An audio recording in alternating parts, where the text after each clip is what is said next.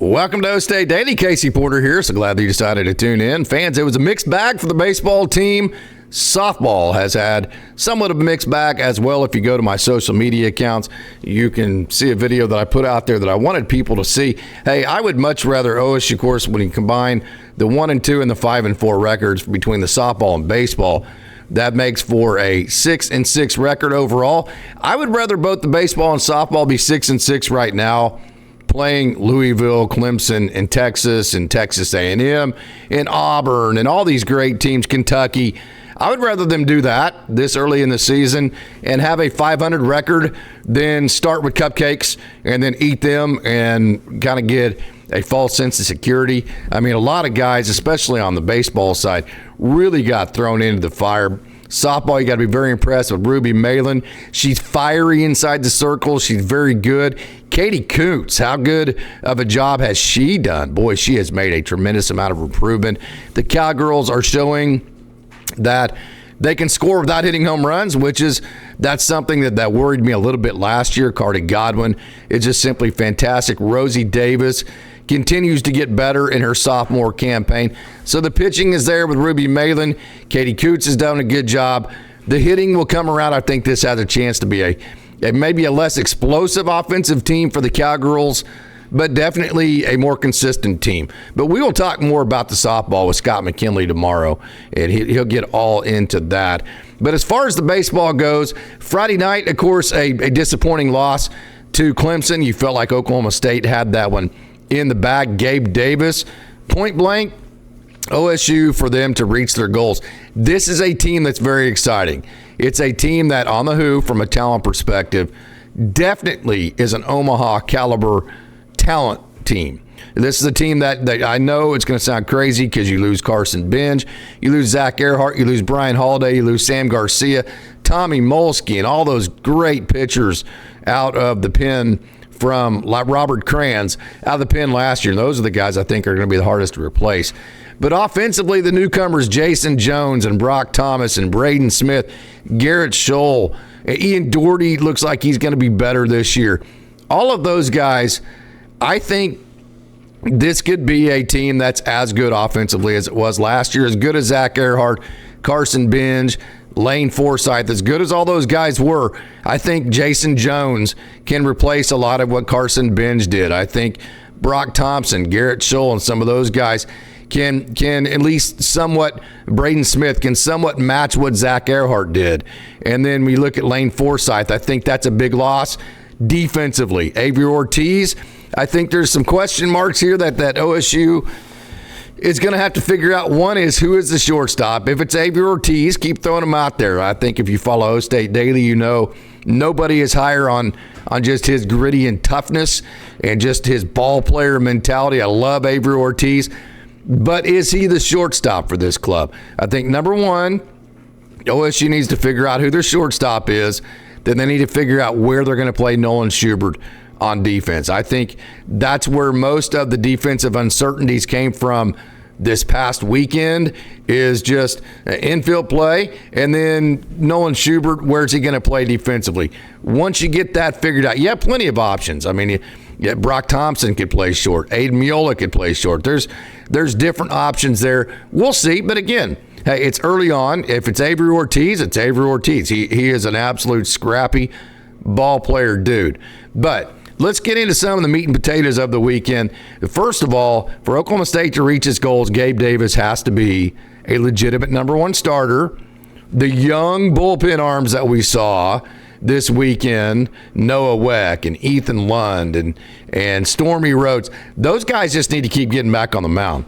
Stormy Rhodes was incredibly impressive. I mean, incredibly impressive. Sean Youngerman, if you followed OState Daily, I've been telling you about him all offseason. I know several people from Westmont College. Rob Hill is the director of all the minor league pitching in the Los Angeles Dodgers organization. The entire minor league system, he's in charge. He's the director of all the pitching.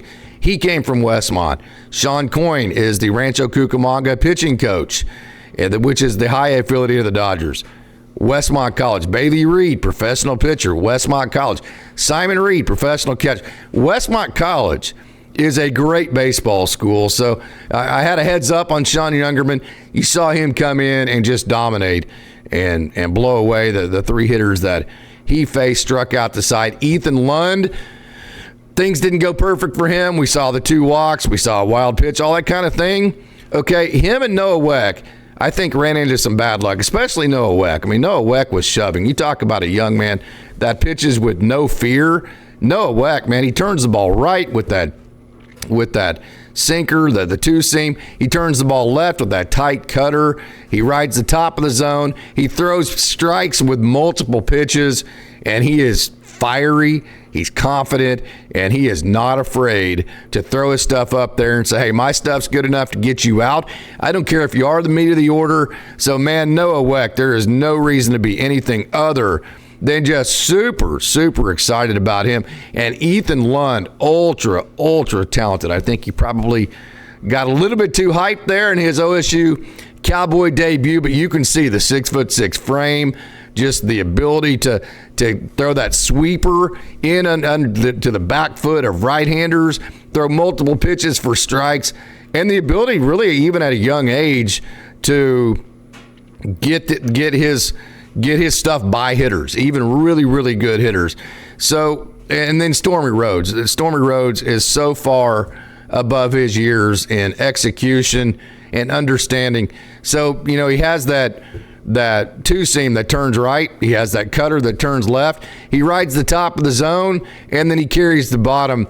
And he understands why that cutter gets underneath the swings of lefties and why the two-seam gets in on righties and why the fastball at the top of the zone is so hard to hit. And the reason why this is the pitch sequencing. This is pitch sequencing that the pros have gone back to, because so many of these modern day hitters have what are called north and south swings, meaning they swing up at the ball, right? They have lift. They have a vertical plane, an upward vertical plane to their swing. So the way you beat that is with lateral tight sideways movement. Okay, and that's exactly what a lot of professionals, that's why the two seams come back into vogue. That's why change-ups are so popular at the professional level, because that lateral east and west movement, like they call it, defeats that north-south vertical plane swings of these modern day hitters. Stormy Rhodes is all over that. Not only is he able to execute it, he knows why it works, which means he knows why Coach Walton is calling certain pitches that he calls, which means he's going to be bought in and convicted more to throwing it to home plate. And when he does that, when pitchers are convicted, that's whenever they execute better. We saw that. Stormy Rhodes way above his years. Noah Weck, super excited about his stuff, his fieriness, his mentality, his no-fear mentality. Ethan Lund, the potential. So when you look at the process of the young bullpen arms, they just need to get back on the mound. I mean, they just need to keep throwing, gaining experience. Mario Pesca, the 6'8" righty out of St. John's, was also a guy. I think he's going to be a bulk inning guy. Sometimes that's going to be a start. Sometimes that's going to be 4 or 5 innings out of relief. Call it what you want. I think both him and Hunter Watkins are both guys that are going to have to be versatile enough to where they're just going to eat bulk innings, whether it be a start or whether it be in the middle of a game. And then Bodendorf, I thought Harrison Bodendorf did a really nice job against Louisville, throwing that sweeper to the back foot of the Louisville hitters and really put Oklahoma State in position to win that game. So I think if the young guys out of the bullpen continue to develop, I think between Mario Pesca, Hunter Watkins, if one of those guys is an effective bulk inning reliever, and then if Ryan Ure, when he throws the ball to home plate the way he is capable, when he does that, there are very few human beings on earth at any level that have more talent than he does. So if Ryan Ure can pitch to his capabilities, that gives you a high leverage lefty that can get every hitter in college baseball out. Drew Blake, hard to really evaluate the chance that he gave. He came in the fireman's role, and I'm just really a difficult situation against Clemson. But we know how solid Drew Blake is. We know how talented he is. So if Drew Blake and Ryan Ure can be those upperclassmen that you can rely on for the high leverage innings, the Tommy Molsky and Robert Kranz of last year, if they can be those guys, that will allow the young guys like Ethan Lund, Noah Weck, Stormy Rhodes, That will allow those guys the runway they need to get comfortable, to handle more high leverage type situations in a setting where everybody's comfortable with it. And then at that point, so I think the bullpen, young guys gaining experience, Ryan Ure, Drew Blake, becoming guys that you can rely on for high leverage. I think the bulk inning aspect of Mario Pesca, Hunter Watkins, and then can Gabe Davis be the number one starter that OSU needs him to be? I think that's the biggest question mark overall for this entire team, are those scenarios right there with the pitching staff.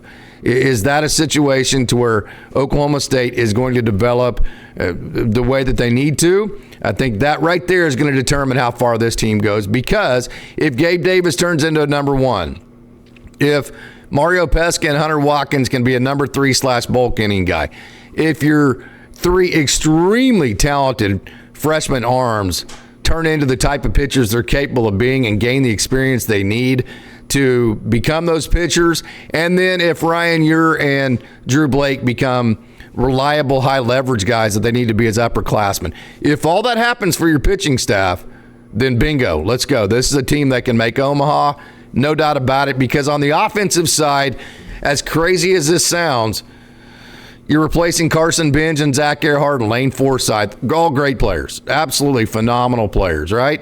Okay. But I tell you what, man, Jason Jones, wow. Especially if Colin Brigham keeps hitting and is able to provide a little bit of protection behind Jason Jones to where they feel like they have to pitch to Jason. Wow, this guy is super talented. Let's hope the change of scenery from Arkansas is what he needed to come to Stillwater, because I think he can duplicate a lot of what Carson Benj did last year. Nolan Schubert showed the ability to be a great hitter, not just a guy that can hit at 113 miles an hour. So when you have Schubert and Jason Jones back to back, those are two premier hitters, right? And then Ian Doherty, I really thought there would be a platoon at catcher all weekend. There was not. Ian Doherty got all the time back there and really had a nice weekend. He had the double for the RBI on Friday. He had 4 RBIs in his first 2 at-bats Sunday night against Texas, including a home run, a nice base hit up the middle, and then he had the double in his last at-bat against Louisville on Saturday night too. So Ian Doherty had a nice weekend. Aiden Miola, sometimes when it's your last year on campus and you want it as bad as he does, sometimes you press, and I saw a lot of press in Aiden Miola this weekend. I think he'll relax. He'll get 2 or 3 hits. He'll see that batting average climb back up to about 270. That'll relax him, and he'll be fine, right? So I think the pitching situations I talked about, the offense I'm not worried about at all. Braden Smith coming from Iowa Western. You remember Tanner Kriedemeyer in some of Josh's early teams. TK came from Iowa Western. Braden Smith is a guy that hit over 400 in JUCO. He's a guy that hit over 20 home runs. He had lots of RBIs. He's a guy that he kind of reminds me of like a Keenan Simon, that type of guy that just really tough, gritty, tough out type of pesky dude at the top of your lineup. He brings good experience, confident, really like just the short and compact swing of Braden Smith. He's going to be a valuable asset. Brock Thompson, you're going to have to go a long ways to find a more talented freshman than this young man. Both him and Garrett Scholl, just treasure troves of tools for both of those guys. That's not coming from me. That's coming from scouts that have watched them play, that know a lot more about this than I do. Those two guys are super, super talented. And what I like is that they're both very line drive oriented. So I'm extremely curious to see if Brock Thompson ends up being the shortstop. He's been playing second base. He can play shortstop. Aiden Miola could go back over there if he felt like he was healthy enough. So I think the pitching aspects we talked about, you got to figure out shortstop. Is Avery Ortiz that guy? If he is, you got to keep throwing him out there. If not, you got to figure out where shortstop's at, and then you got to figure out where Nolan Schubert plugs in defensively, if he does plug in defensively. You got plenty of options. There's no doubt about that. I think those are your question marks you left the weekend with. All in all, hey, this is a results-oriented business. The Cowboys did go 1-2. Sunday night got ugly, right? After a couple of really, really horrendous calls by the umpires. No excuses, though. Hey, if you go catch a fly ball in right field, not throwing anybody under the bus, not trying to be negative. If you field a ground ball at shortstop, again, not trying to be negative, because trust me, whenever somebody makes a mistake, nobody feels worse about it or knows about it more than that person does. So we're not going to sit here and harp on it or anything like that, but you got to call it exactly what it is. Even after the check swing, if Oklahoma State makes a couple of routine plays, Texas doesn't score. So no excuses. OSU has to play better. They have to be cleaner against, that's why they lost to Clemson. They have to be cleaner. That's why the game got away against them against Texas. But having said that, the results 1 and 2, you can't get away from that. It's a results-oriented business. But the process of it is you've got some really exciting young arms in the bullpen. You got Drew Blake and Ryan Ure who have experience. You've got Gabe Davis who, when he pitches as well as he's capable, he's a legitimate number one. Harrison Bodendorf looked good. You got a couple of bulk inning type guys in Hunter Watkins and Mario Pesca, who I think will be good. Hunter Watkins, I didn't think had his A-game stuff as far as Sunday night goes, but he did battle. He got behind in a lot of counts, had to come back into those counts. That's why he gave up the 6 hits and the 4 runs, because he got behind. And anytime you get behind to a lineup like Texas, that's not a recipe. But the process part of it is exciting young bullpen arms. You have some experienced arms. You've got a potential legitimate number one of the best number ones in the country. Legitimately, the potential to have a really, really, really good offense. And if you plug up a couple of spots on defense, I think you have the defensive players to have a pretty airtight defense. I think that all is right there in front of you. That's the process part of it, that you leave this weekend going, okay, well, if we clean this up, if we fix that. Now, the question is, are you actually going to clean that up? Are you actually going to fix it? That's the process there.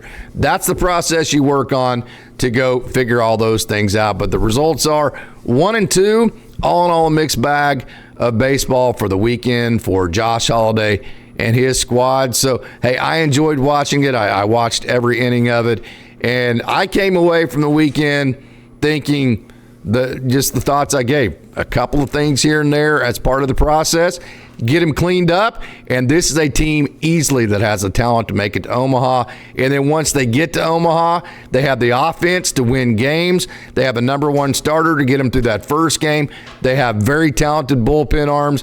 They have 3 or 4 pitchers after their number one starter that are all very similar in terms of the type of outings they can give you. This is a team that has all the puzzle pieces to be an Omaha caliber team. That's what I came out of this weekend with. They're not there right now, but that is what the process is. So, hey, I hope you enjoyed our show today about OSU baseball. Going to make it rain tomorrow. Going to talk more about OSU baseball and get some more thoughts on that as far as making the rain session tomorrow. Going to talk to Scott McKinley all about the softball. So obviously this podcast was baseball centric. I wanted to wait for most of my softball talk to bring Scott McKinley in. Wow, what an exciting way to walk off the second walk-off victory. And I thought the Cowgirls were dead in the water last night. But we will talk way more about the softball with Scott McKinley later on this week. So stay tuned for that. Hey, I want to thank you for tuning in. I'm Casey Porter for OState Daily. Go Pokes.